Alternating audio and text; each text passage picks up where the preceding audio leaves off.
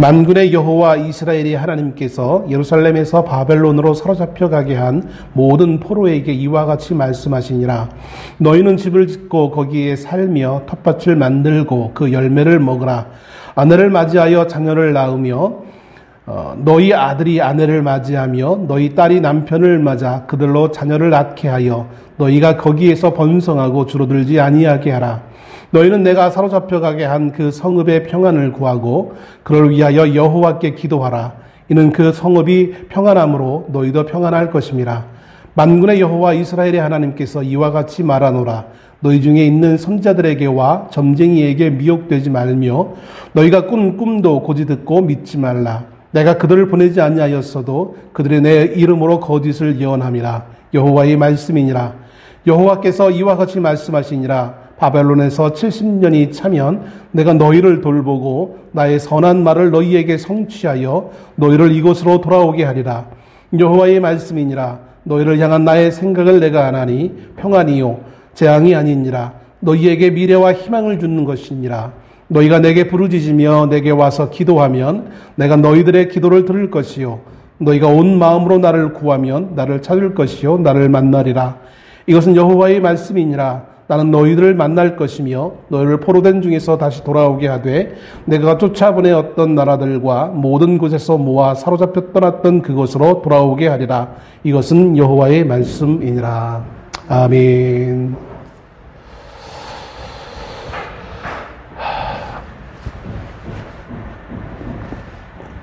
믿는 사람들이 이 땅에서 살아가면서 믿지 않는 자와의 삶의 가장 큰 차이는 무엇일까? 여러모로 우리가 이 부분을 생각할 때에 여러 가지 답을 해볼 수 있을 것입니다. 가장 눈앞에 나타나는 현상은 믿는 자들은 그렇지 않은데 믿지 않는 자들은 그렇지 않은데 믿는 사람들은 일주일에 최소한 한 번 이상씩은 교회에 와서 예배를 드린다는 것이죠. 우리가 어떤 일을 만나든지 하나님을 찾게 되어진다는 것입니다. 다른 말로 표현한다면 우리가 인생을 살아가면서 무엇인가 믿음의 대상이 있다는 사실인 것입니다. 이러한 보여지는 어떠한 것들 외에 정말 가장 중요한 믿는 자와 믿지 않는 자의 기본적인 차이는 성경책을 들고 교회를 가느냐의 문제가 아니라 저는 이것이 아닌가라는 생각을 해보게 되어집니다. 무엇이냐면 우리가 이 땅에서 어떻게 살아가야 하는가, 나의 가정에서 어떻게 살아가야 되며 나의 직장에서 어떻게 살아가야 되는가. 예전에 청년 때 언젠가 한번 말씀드린 것 같은데 청년부 활동을 하면서 청년부 회장 되시는 분이 이런 말씀을 하시는 것을 제가 기억을 해요. 교회에서 이제 여러 가지 일을 하다 보면 많은 이제 그 재정이 필요하게 되어지고 또 청년 때 보면 하다못해 예배 시간에 같이 찬양을 할 때 보면 찬양을 부를 그 악보 같은 경우도 많이 복사를 해서 썼습니다. 지금은 이제 뭐 저작권 때문에 그렇게 하지 말라고 말을 하지만 여전히 많이들 그렇게 하고 있죠. 사실 보면 어떻게 보면 교회를 사랑하는 마음이 거기에서부터 비롯되는 것이 아닐까라는 생각도 어렸을 때는 해봤던 것 같아요. 악보 하나하나 복사하는 것, 뭐 지금 얼마인지 모르겠지만 그 당시에는 아마 뭐 20원, 30원 이렇게 됩니다. 청년들 한 4, 50명이 찬양하기 위해서 4, 50장. 근데 예배 시간에 한 곡만 부릅니까? 그것이 아니라 여러 곡을 부르다 보면 복사를 많이 하게 되어지죠. 근데 어느 날, 회장님이 그러는 거예요. 교회에서 하지 말라고. 자기 미리 주면, 일주일 전에 미리 주면 직장에서 하겠노라고. 직장은 그 복사 용지가 남아도니까, 해봐도 된다고. 이렇게 말을 하는 것을 들었습니다. 그때는 그게 그럴듯해 보였어요. 그래, 뭐, 교회 재정 아끼고, 우리 청년부 회비 아끼고, 어차피 직장에서 어차피 남들 다 쓰는 건데. 근데 나중에 철들면서 생각해보니까, 그것이 얼마나 소탐대실에 모습이지 않았는가라는 생각을 해보게 되어집니다. 예수 믿는 사람들은, 물론 예수 믿는 사람뿐만 아니라 모든 사람이 그렇겠죠. 내 것은 아깝고 남의 것은 아깝지 않은 모습으로 우리는 살아갑니다. 내 것은 소중하게 여겨서 아끼고 잘 사용하려고 하지만 남의 것이라고 생각하면 마음껏 쓰는 그런 경향이 없지 않아 있는 것이죠. 믿는 자들이 오히려 세상에서 소금과 빛의 역할을 하라고 예수님은 말씀하셨는데, 우리는 그런 부분에 너무나 인색하게 적용을 하게 되어지고 잘못 살아왔던 모습이 아닐까. 우리가 이 땅을 살아가면서 믿는 사람이 믿지 않는 사람과 똑같은 모습으로 살아간다면 그것은 아무런 차이가 없는 모습이 아닐까라는 생각을 해보게 되어집니다. 그리고 뿐만 아니라 또 삶의 더 근본적인 문제에서까지 우리가 어떤 모습으로 살아가야 되는가, 어떻게 살아가야 되는가 하는 것은 우리에게 주신 하나님의 숙제가 아닐까라는 생각을 해보게 되어집니다. 이것은 시대와 장소를 떠나 항상 우리가 우리 스스로에게 물어야 되는 질문이 아닐까. 그런 모습으로 살아가는 것이 하나님께서 우리를 향한 기대가 아닐까라는 생각도 해보게 되어집니다. 우리가 믿음의 사람들이, 특히 믿음이 없는 사람들과 함께 섞여서 살아가는 이 세상에서 삶의 모습이 그렇게 쉽지만은 않을 것입니다. 특별히 우호적인 환경 가운데 산다면 그나마 좀 괜찮은데, 매우 적대적인 상황에 놓여 있을 때, 또 우리의 삶의 현 주소가 매우 힘든 삶을 살아갈 때에, 당장 옛말에 그런 말이 있죠. 목구멍이 포도청이라는 말이 있는 것처럼 하루 벌어 하루 살기도 힘든 세상에 무슨 더 고매한 뜻을 우리가 기대하겠냐고 이렇게 말하며 살아간다면 그것은 하나님이 우리를 이 땅에 보내신 목적과는 너무나 동떨어져 있는 모습이 아닐까라는 생각을 해보게 되어집니다. 오늘 본문이 기록되어진 기원전 약 6세기경 약속의 백성이었던 이스라엘 백성들에게도 이 문제는 그 어느 때보다 더 심각한 현실적 문제였습니다. 이스라엘 땅에 남겨진 백성들도 문제였겠지만 바벨론이라는 제국에 이제 이스라엘 나라가 멸망되어져서 일부의 사람들은, 얼마의 사람들은 자신의 고국의 땅에 남겨졌지만 일부의 사람들은, 어떤 사람들은 이제 느부갓네살 왕이 보낸 군대 사령관 느부사라단에 의해서 바벨론이라는 낯선 제국의 땅으로 포로로 끌려가게 되어지는 것을 보게 되어집니다. 포로로 잡혀간 이들에게 지금의 상황은 너무나 절망적일 수밖에 없었던 현실의 문제인 것을 보게 되어집니다. 특히나 포로로 잡혀갔던 대다수의 사람들은 그저 평범한 평민들의 사람들이 아니라 나름 이스라엘에서는 그래도 엘리트 지식인 계층에 속했던 사람들, 전문인 측에 속했던 사람들이 포로로 잡혀가게 되어진 것을 보게 되어집니다. 빈민이나 별 볼 일 없는 어떤 이런 사람들, 특별한 잔 기술이 없는 사람들, 이런 사람들은 그저 완전히 폐허가 된 이스라엘 땅에 남겨지게 되어지고요. 귀족들, 또 전문의 어떤 기술이 있는 사람들, 이런 사람들이 포로로 구별되어져서 낯선 제국으로 사로잡혀 가게 되어지는 것을 보게 되어집니다. 왜 그러잖아요. 뭔가 알아야 면장을 한다고, 어떤 지식의 수준이 낮으면 그래서 하루 밥벌이 하는 걸로 만족하며 살아갈 수 있는 것이 또 우리 인간 적응력이 뛰어난 인간의 모습일 것입니다. 그러나 좀 뭔가 좀 지식이 있고 뭔가 좀 생각하는 여유가 있는 사람들이라면 비록 지금의 환경이 열악한 환경으로 변했다 할지라도 지난날의 어떤 그런 습성이 있기 때문에 늘 머릿속에 무엇인가 질문이 들어올 수밖에 없는 것입니다. 특별히 사로잡혀간 이스라엘 백성들의 입장에서는 더 큰 어떤 절망과 회의와 하나님을 향한 질문이 그들의 마음속에 떠오를 수밖에 없었던 것을 보게 되었습니다. 이들이 직면한 가장 큰 질문은 이것이었습니다. 도대체 하나님은 어디에 계시는가? 왜 우리가 살다 보면 큰 일을 만나게 되어지면 우리가 해결할 수 없는 어떤 큰 사건을 우리가 경험하게 되어지면 우리는 말문을 잃어버린다고 하죠. 그러면서 우리는 도대체 하나님은 어디 있지? 모든 일이 잘 풀릴 때는 그러지 않다가 매우 절망적인 상황에 처하게 되어지면 하나님은 어디 있지? 또 무언가 내가 현실의 삶이 만족스럽지 못하고 뭔가 다른 사람과 비교되어져서 안 좋은 모습으로 비춰졌을 때 우리는 그러한 질문을 간혹가다 하게 되었습니다.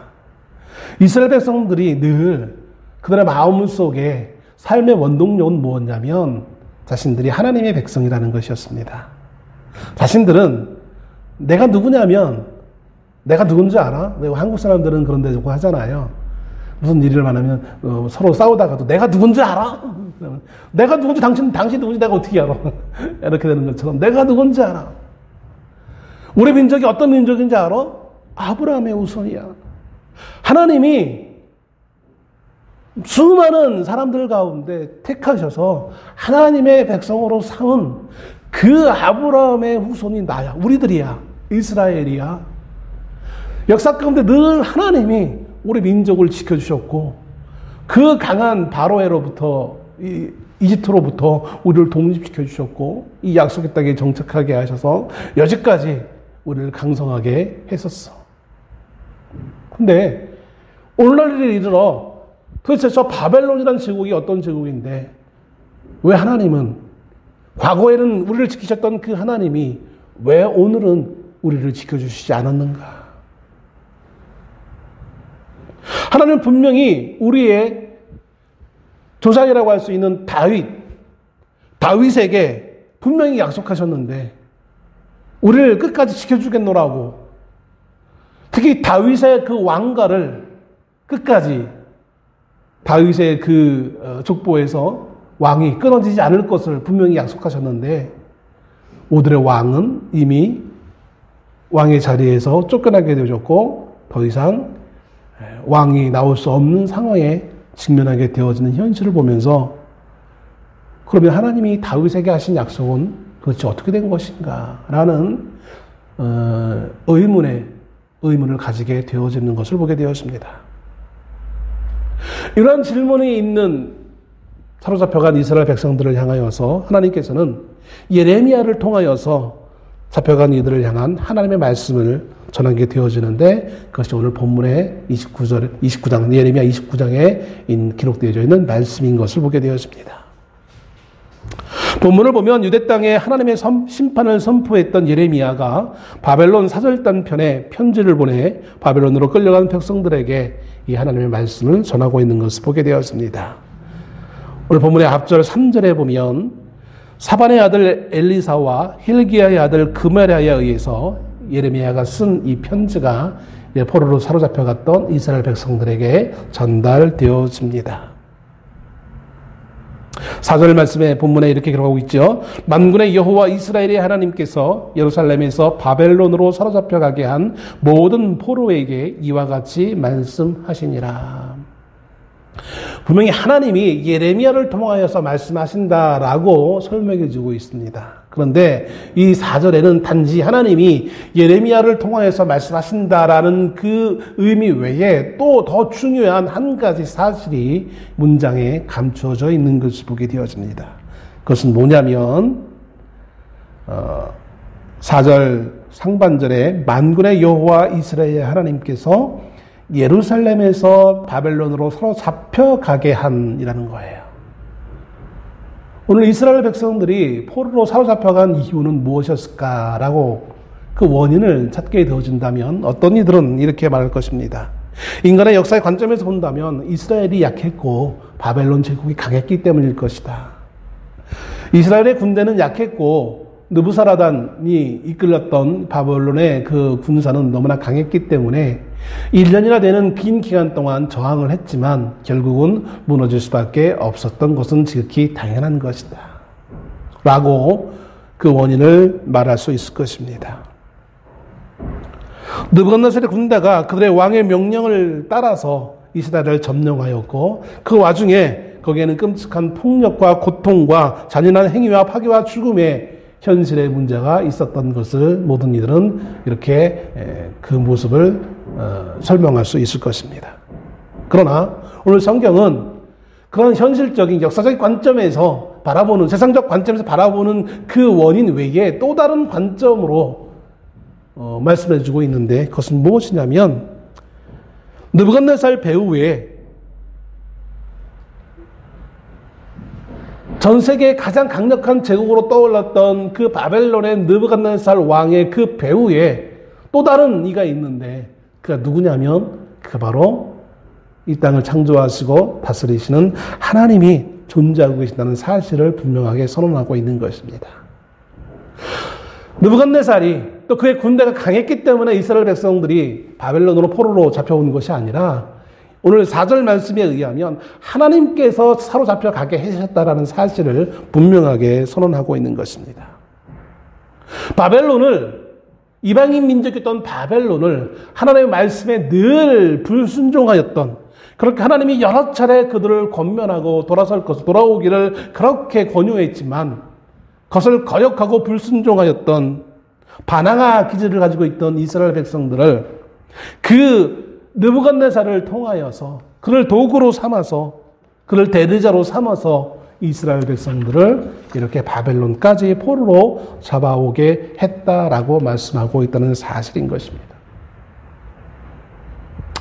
물론 이렇게 말씀을 드린다면 믿지 않는 사람들 입장에서는 하나님이 어떻게 그렇게 잔인할 수 있느냐라고 말할지 모르겠어요. 하나님께서 어떻게 사랑하시는 하나님이 전쟁을 일으키시고 수많은 사람을 고통 가운데 죽게 하시고 재산을 잃어버리게 하시고 그렇게 하시는가? 그런데 여기는 분명히 하나님의 사랑의 손길이 분명히 있음을 성경은 말해주고 있습니다. 믿지 않는 사람 입장에서는 너무나 잔인하게 들릴지 모르겠지만 이것이 하나님이 한 방법일 수밖에 없는 거예요. 이렇게 해야만 이스라엘 백성들이 그나마 정신을 차릴 수 있기 때문에 하나님이 하시는 것을 보게 되었습니다. 그리고 더 중요한 것은 하나님은 땅의 것에 매여 있는 하나님이 아니라 영원한 세계를 다스리신 하나님이시기 때문에 우리가 잔인하고 하나님을 그렇게 인정하지 못하는 이유는 우리는 이 땅의 것만 생각하기 때문에 하나님을 잔인한 하나님, 인간의 목숨을 가볍게 여긴 하나님으로 치부할지 모르겠지만 인간의 생명은 길어야 100년인 것이고 그 이후에 우리는 영원한 세계가 있기 때문에 영원한 세계를 위해서 하나님은 이 땅의 100년의 그 시간에 때로는 징계를 가하시는 모습을 보이는 것도 하나님의 사랑의 채찍인 것을 보게 되어집니다. 요즘은 세계가 다 사랑의 채찍에 대해서 부정하고 있는, 부모가 자녀를 훈계하는 것까지, 학교에서 선생님이 자녀를 학생들을 훈계하는 것까지 못하게 하는, 그래서 말로써 잘 계도하면 되는 걸로 이렇게 얘기하지만, 그러나 우리가 자녀를 키워보시기도 하고 다 해봤지만 그게 그렇게 쉽게 되어지는 것은 아닌 걸 잘 알고 있지 않습니까? 인격적으로 고면한다고 해서 자녀들이 잘 말 듣는 그런 시대는 이제 지나간 것 같은 것을 보게 되었습니다. 간혹 가다가 특별한 일이 있어가지고 잘 들었는 것 같이 보이지만, 그러나 나중에 성장해서 놓고 보면 또 그렇지만도 않은 것을 보게 되어지죠.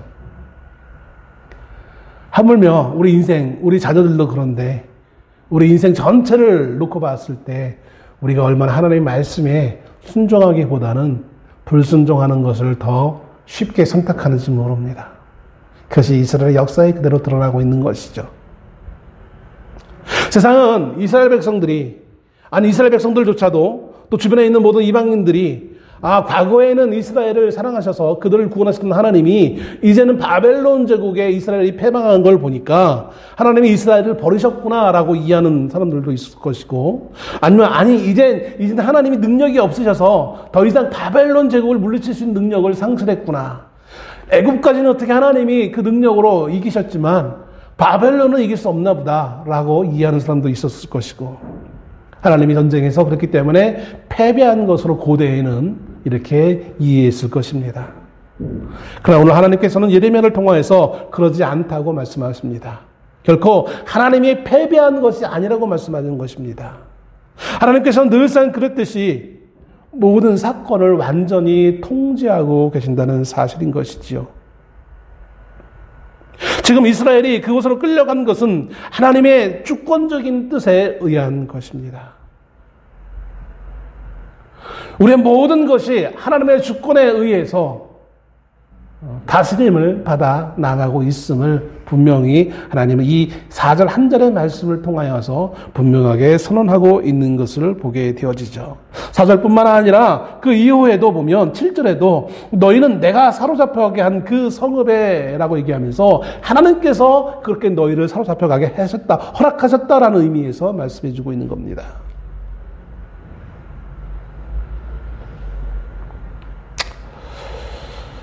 칠 절뿐만 아니라 14절에도 막 그렇게 얘기하고 계시죠.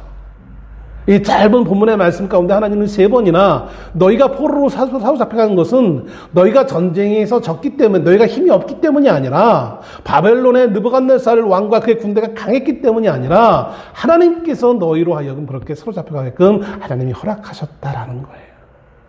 하나님이 그렇게 하게 하셨다라는 것이에요. 그렇기 때문에 이들이 돌아오는 것도 누구의 손에 달려있는 것입니까? 하나님의 손에 달려있는 거예요. 바벨론 제국이 약해지면 우리가 갈 수 있겠거니 그게 아니라 우리가 열심히 거기서 독립운동을 하면 그렇게 될 것이다, 그것이 아니라 돌아오게 하는 것도 하나님께 달려있는 거예요. 여러분, 우리가 이 땅에 태어나는 것은 우리의 의지로 태어나는 것이 아니지 않습니까? 그렇죠? 우리가 나 태어나고 싶어 해서 태어나는 것이 아니에요. 하나님에 의해서, 물론 부모들이 결혼을 해서 자녀를 낳게 되어진 것은 있지만 그 모든 것에 간섭하심이 하나님의 간섭하심이에요. 이처럼 우리가 태어난 것도 우리의 의지로 태어나는 것이 아닌 것처럼 우리가 가는 것도, 이 땅에서의 삶을 마감하는 것도 우리의 의지로 되어주는 것이 아니에요. 우리가 하나님의 교회에 나오는 것도 우리의 의지에 의한 것이 아니라, 우리의 결단에 의한 것이 아니라 하나님의 허락하심에 의한 것이라는 사실을 우리가 이해했으면 좋겠어요.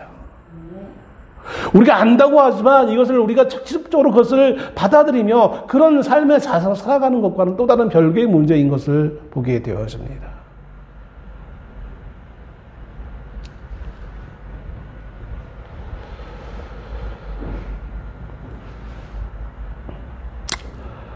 하나님께서는 이스라엘 백성들을 이제 이곳에 사로잡혀 오게 하셨고, 뿐만 아니라 이제 이곳에서 하루 이틀, 1년, 2년이 아니라 오랜 기간 동안 최소한 몇 세대를 이 땅에 살아야 된다는 사실을 예레미야를 통해서 이스라엘 포로로 잡혀온 이스라엘 백성들에게 선언하고 계시는 것을 보게 되었습니다. 당시 오늘 본문에 나와 있지 않지만 어렴풋이만 이제 기록되어져 있죠. 당시에는 포로로 사로잡혀갔던 사람들의 마음속에, 또 그들의 그 포로로 사로잡혀간 사람들 가운데는 하나님의 제사장들도 있었고요, 선지자들도 있었어요.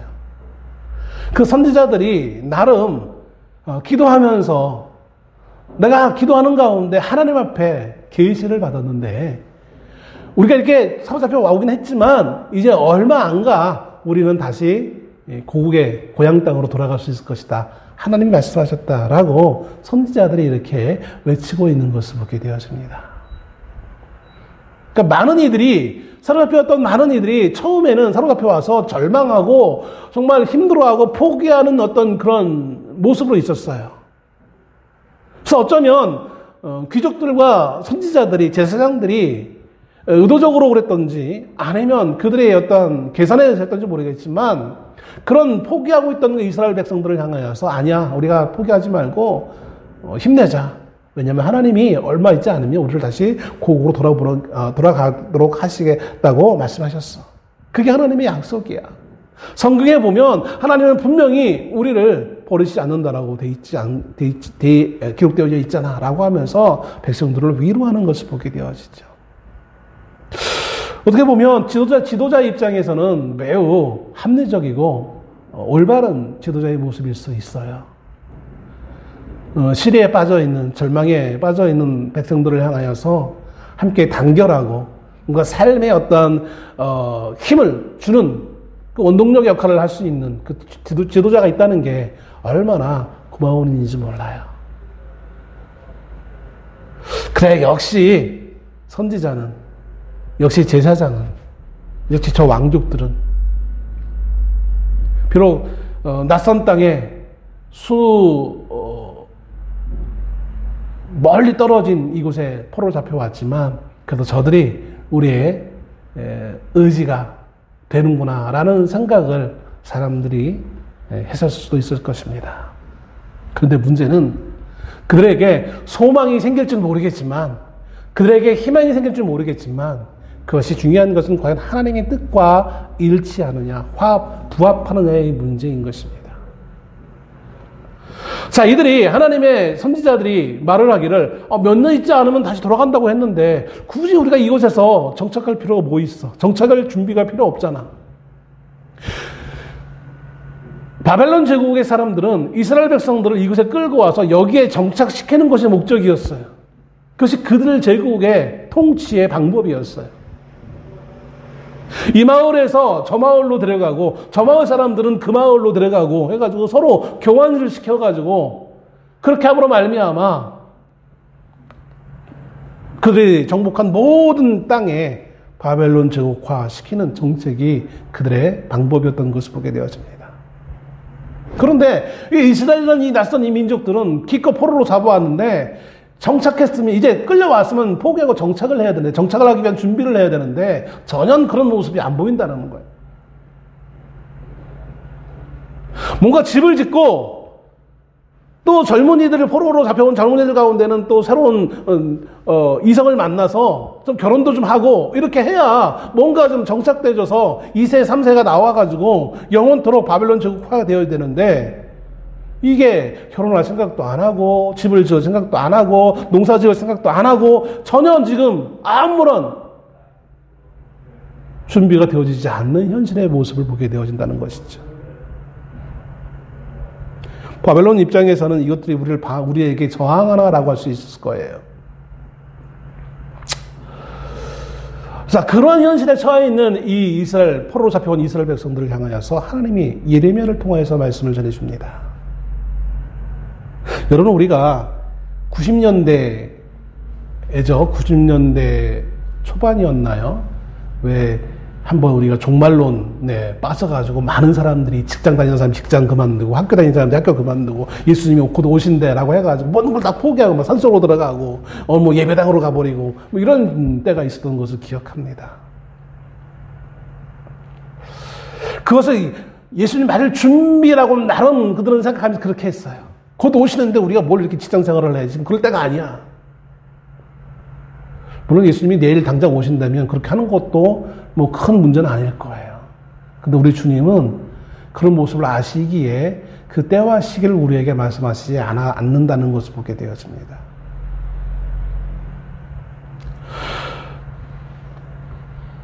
오늘 6절 말씀에 이렇게 말씀에 기록해주고 있습니다. 5절부터 말씀을 보면 너희는 집을 짓고 거기에 살며 텃밭을 만들고 그 열매를 먹으라 라고 말씀합니다.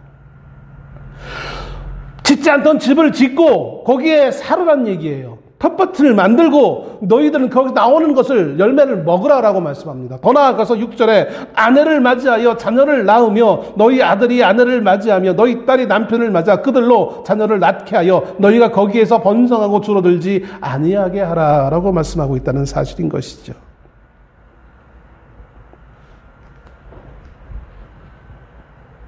번성하고 줄어들지 아니하게 하라, 이 말씀 좀 눈에 익은 말씀 아닙니까? 이 말씀 하나님께서 천지를 만드신 다음에 창세기 1장에서 인류를 향하여서 생육하고 번성하여 땅에 충만하라 하시던 그 말씀과 합해지는 말씀입니다.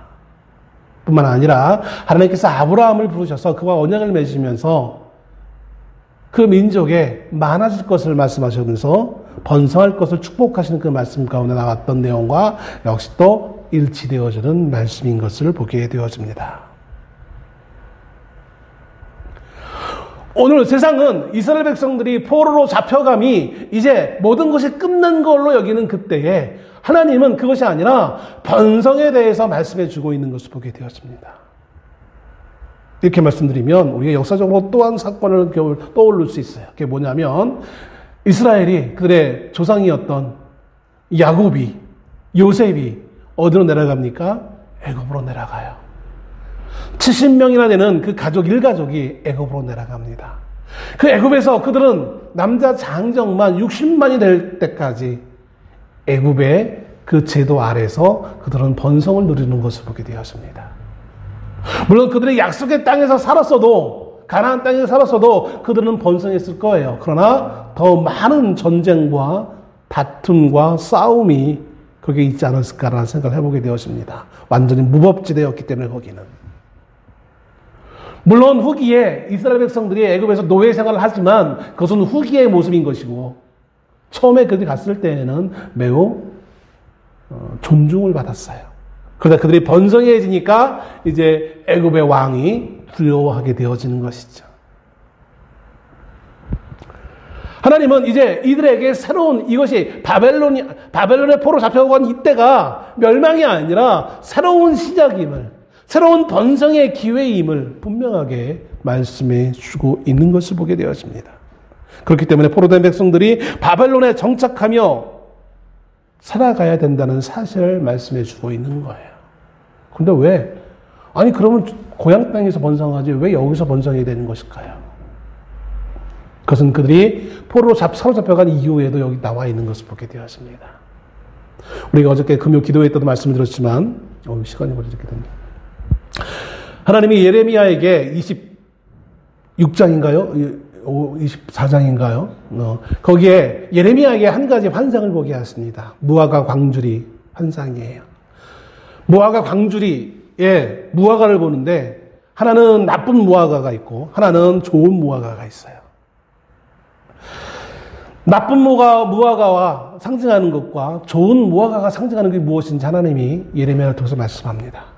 이스라엘 백성들은 좋은 무화과 하면 약속의 땅, 하나님이 계시는, 하나님의 성전이 있고 하나님의 약속이 있는 이 땅, 이스라엘 땅에 있는 그들이 무화과, 좋은 무화과로 생각되어지고, 포로로 잡혀간 자들은 나쁜 무화과, 이미 이 약속의 땅에 거주할 자격이 없어서 하나님이 그들을 저주하고 그들을 버리셨기 때문에 사로잡혀간 거야. 거기에는 예배도 없고 거기에는 아무것도 없는 것이기 때문에 예언도 없고 하나님 약속이 없는 땅이기 때문에 그들은 나쁜 무화과야, 버림받은 무화과야라고 생각하고 있는 그 시점에 하나님은 오히려 반대로 말씀하시죠. 약속의 땅이었던 여기에 남아있는 이들이 나쁜 무화과라는 거예요. 왜요? 여기에는 비록 약속은 있었지만 그 약속대로 하나님 말씀에 순종하는 이들이 없었기 때문에 그런 거예요. 오히려 사로잡혀간 자들, 거기는 약속의 땅은 아니었지만 거기에 그들이 자신들의 죄를 회개하며 믿음으로 하나님을 구하고 있는 그들이야말로 진정한 좋은 무화과로서 새롭게 일어날 것에 대해서 하나님이 예언하셨다는 말씀이 기록되어 있는 것을 보게 되어집니다. 사람들은 말합니다. 어떤 거짓 선자들은 말을 합니다. 아니야, 하나님이 이제 1년, 2년만 있으면 다시 돌아가게 할 거야 라고 예언하고 있는 그때, 그래서 사람들이 그 말을 믿고 정착하지 않고 빨리 약속의 땅으로 돌아가야지 라고 생각하고 있는 그들, 이스라엘 백성들을 향하여서 그것은 잘못된 것이라고 하나님 말씀하고 있어요. 8절에 만군의 여호와 이스라엘의 하나님께서 이와 같이 말하노라. 너희 중에 있는 선자들에게와 점쟁이에게 미혹되지 말며 너희가 꾼 꿈도 고지 듣고 믿지 말라. 내가 그들을 보내지 아니하였어도 그들은 내 이름으로 거짓을 예언함이라. 여호와의 말씀이니라. 하나님은 분명히 참된 선지자였던 예레미야를 통하여서 이들이 왜 포로로 사로잡혀갈 수밖에 없는지 그 이유에 대해서 분명하게 말씀하셨어요. 그 포로로 사로잡혀감은 그 포로로 사로잡힘이 끝이 아니라 그곳에서 하나님이 허락하신 일정한 기간 동안 거기에서 머물러 있어야 된다는 사실을 말해주고 있어요. 물론 신학적으로 이스라엘 백성들이 가는 신학적으로 또 민족적인 정서적으로 본다면 도대체 이해할 수 없는 상황이지만, 그러나 이것이 현실이라는 사실을 하나님은 예레미야를 통해서 말씀해 주고 있습니다. 사로잡혀간 그 땅에서 이들이 번성하며 그들이 믿음을 지키고 있을 때에 하나님은 그들을 열방을 축복하는 모델이자 도구로 사용하실 것이라고 말씀해 주고 있는 것을 보게 되었습니다. 단지 이스라엘 백성들은 자기의 민족만을 생각하고 있는 그때에 하나님은 이스라엘 민족 한 민족만을 위한 것이 아니라 그들의 죄를 철저히 회개하시고 낯선 땅으로 옮기셔서 그곳에서 하나님을 찾게 하심을 통하여 전 이방을 축복하는 도구로 활용하실 하나님의 계획에 대해서 말씀해 주고 있다는 사실인 것이죠.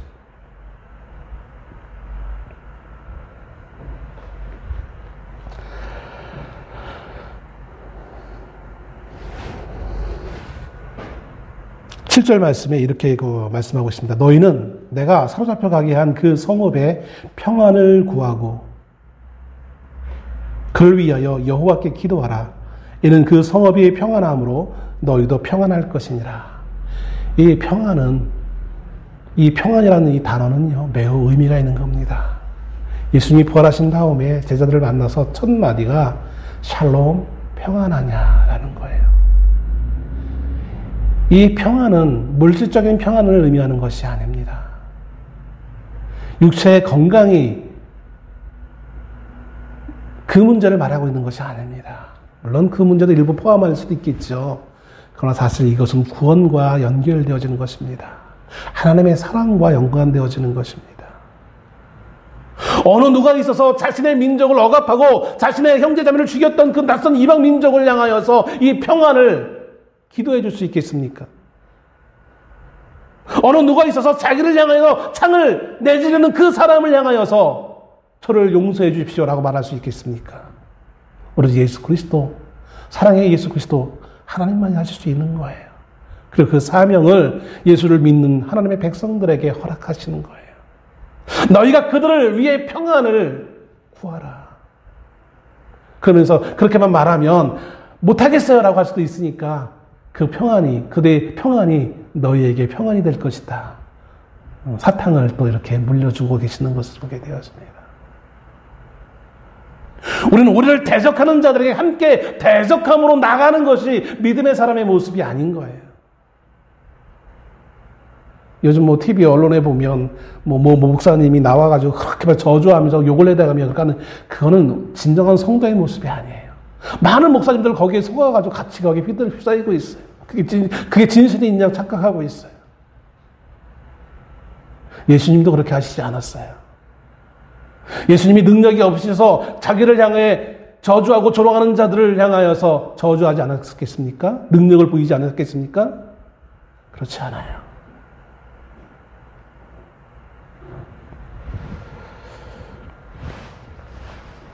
마태복음 5장 44절에서 주님은 말씀하십니다. 나는 너희에게 이르노니 너희 원수를 사랑하며 너희를 박해하는 자를 위하여 기도하라.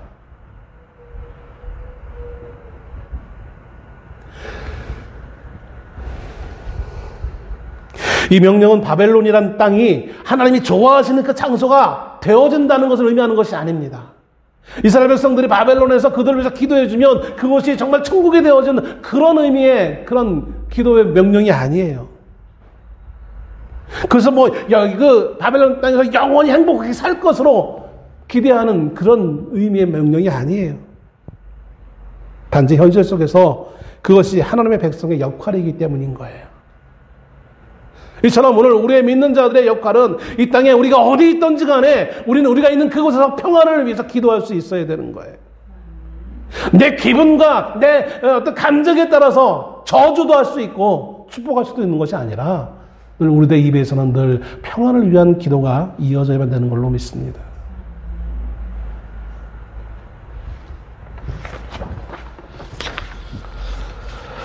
10절에 여호와께서 이와 같이 말씀하시니라. 바벨론에서 70년이 차면 내가 너희를 돌보고 나의 선한 말을 너희에게 성취하여 너희를 이곳으로 돌아오게 하리라.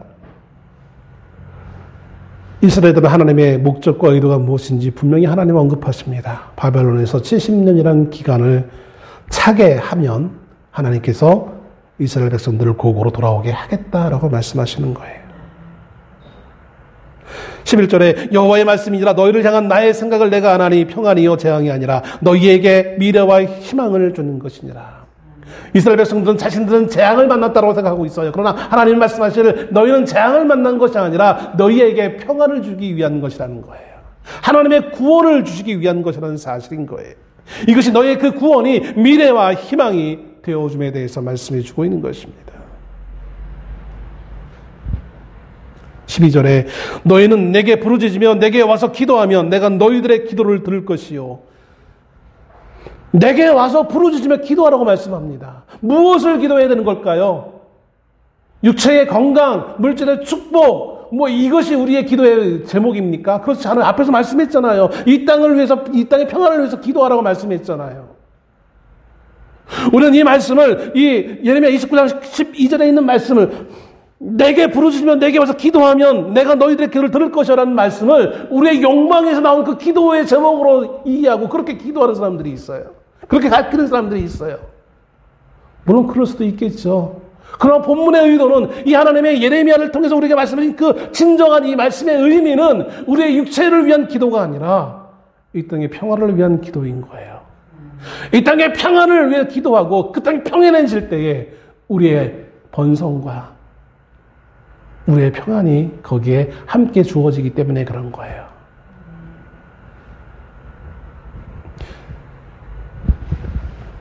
시간이 많이 가서 말씀드리기가 좀 그런데 인구수가 많이 줄어듭니다. 그죠? 한국도 언젠가 되면 소멸할 나라, 통계학적으로 보면, 통계학적만 본다면 그렇게 하겠죠.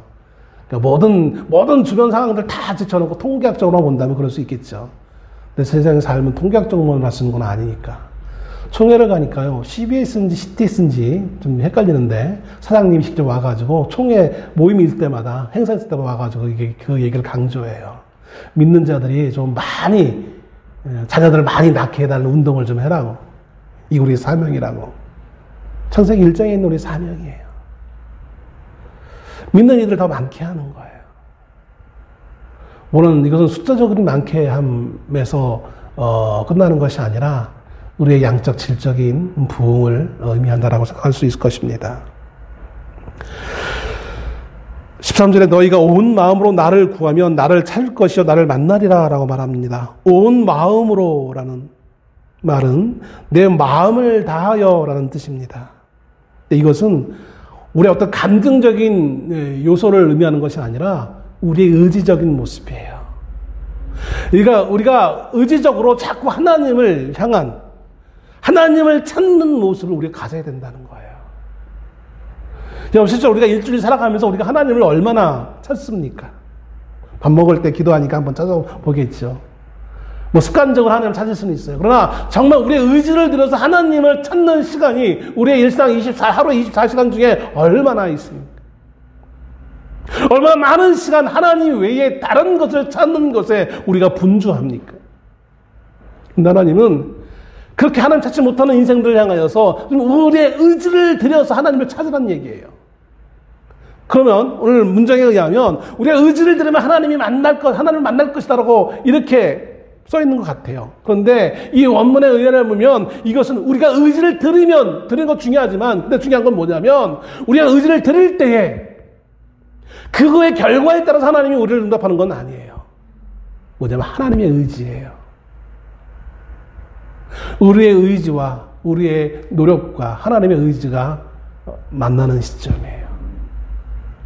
최소한 하나님은 우리를 돌이키고자 하는 의지를 가지고 계세요. 근데 문제는 뭐냐면 백성들이 하나님의 그 의지를 받을 준비가 전혀 안 돼 있는 거예요. 하나님을 찾지 않는 거예요.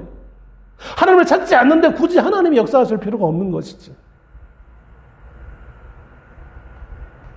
너희들이 오랜 시간 동안 약속의 땅에서 그렇게 살아온 거예요. 이스라엘 백성들이. 하나님을 찾지 않는 가운데 약속의 땅이 아닌 곳에 와서 너희가 지금 의지를 들어서 하나님을 찾으라는 거예요. 그럼 하나님이 너희에게 역사하시겠다라는 거예요. 우리의 노력의 열매가 아니라 하나님의 주권이에요. 저도 말씀드린 것처럼 하나님이 하시겠다라는 거예요. 그러니까 너희는 거짓 선자들이 말하는 거 거기에 휘둘리지 말고 너희들의 현실과 너희들의 어떤 모습에 현혹되지 말고 휘둘리지 말고 하나님이 하실 일을 기대하면서 이 약속의 기간이 차기를 기다리고 있으라는 거예요. 기다리면서 중요한 것은 너희가 하나님을 떠나지 않고 하나님을 찾고자 하는 의지만은 가지고 있으라는 얘기인 거예요. 너희가 살아만 있으라는 얘기인 거예요. 죽으면 끝나잖아요. 너희가 살아만 있으면 내가 때가 되어지면 너희를 건지겠다라는 거예요. 너희가 믿음의 행위를 하고만 있으면 우리가 살아있다는 모습이 뭐입니까? 하나님을 찾는 거예요. 하나님 앞에 나와서 예배하는 거예요.